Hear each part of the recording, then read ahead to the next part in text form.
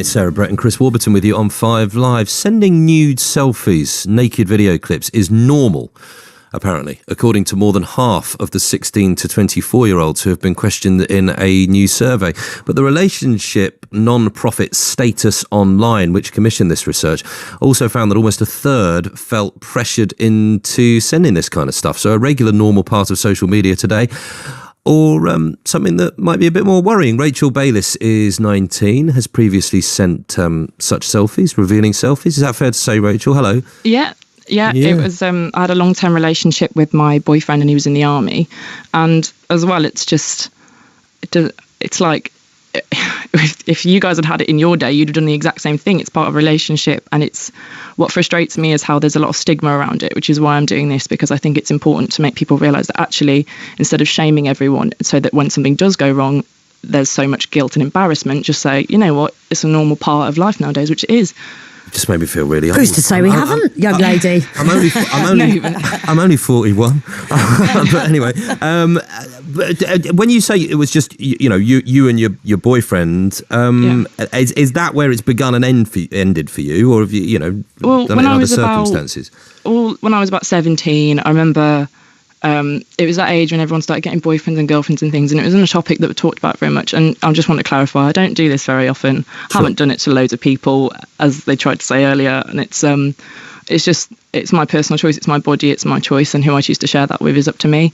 And I think as well, another problem is when people do end up in situations where they're forced and pressured into it, they often end up feeling that way because it's a massive self-esteem thing as well. And I think especially there needs to be more education around it, because people that are confident don't tend to end up in manipulative situations and things like revenge porn and stuff. And I was going to ask you about that. Is that not a concern? Because you say it's someone you trust, but you can only trust someone for as long as you're involved with them, can't you? Some relationships end, and then that kind of emotional connection and the trust might end along with it, yet they've still got all of these photographs of you. Yeah. Well, the thing is, it's like that is a personal risk to it. But luckily, I was able to end things on good terms with my ex. It just didn't work out.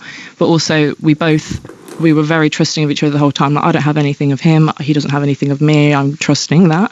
But at the same point, I think one of the biggest issues that it does cause is, I think it predominantly affects women being pressured into it, and also they tend to be the victims of revenge porn. Of course, men can be too.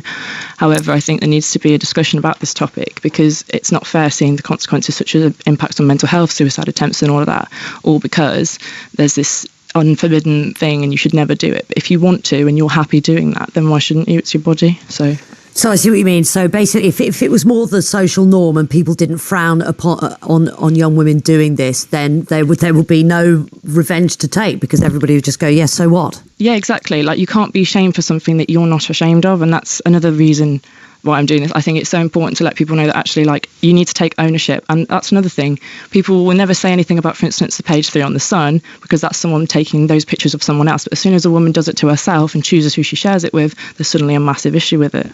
I guess the only thing that my concern would be, what Chris was saying earlier, is that, sadly, given that I am over 40, I know how badly relationships can go wrong over a period of time. I would be worried about that. I wouldn't necessarily trust somebody. But it's also the whole that if it just fell into the wrong hands, Rachel, in the sense that even if he didn't do it deliberately, but, it ended up being on social media and you wanted to get a job and suddenly it becomes an issue and you didn't get a job, but then say, because how is of it. What I do in my relationships, why should that affect I know, but you know what it's like. If somebody even sees you a couple of drinks. But people also, for example, if people have a couple of drinks too many in them, or they do something silly on a weekend away and it's on their Facebook profile, employers tend to frown on that kind of thing too, don't you? Do you know what I mean? It's just that once it gets into the public domain, whether you want it to or not, I don't know if society is far enough ahead yet for you to be protected. Have to keep fighting it for to be more progressive. Well, because I think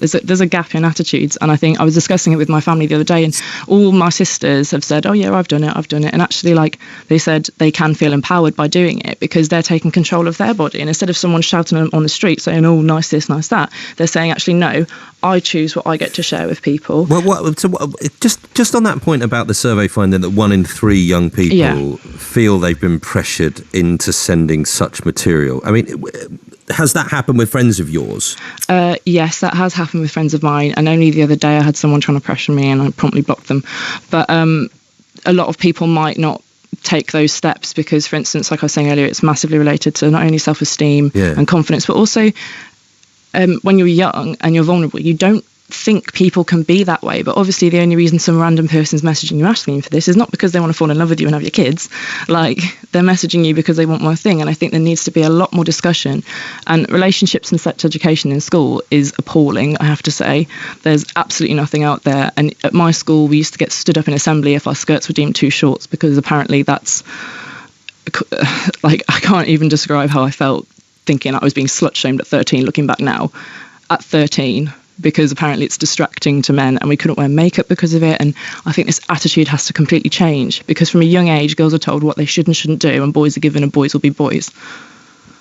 Okay, good to speak to you, Rachel. Thanks, Rachel. Thank you very much indeed. Appreciate it. Rachel Bayliss, who's 19. And your thoughts on that one, very, very welcome on 85058. Yeah, this one says, I grew up in hippie-free love days and I would never, ever have sent or shown or given anyone a naked image of myself, says Steve. So Jay in Heart says maybe she should not send pics that show her face so nobody knows who she is. It's just such an interesting debate, isn't it? I mean, and then, when you get older, do you ever want your kids to know about that? Or by that stage, actually, will we have moved forward to the stage where it just doesn't matter? It's only a body, after all. This is ridiculous, says this listener. I'm a man and an ex cost me my professional career via revenge porn, sending to my employer and clients.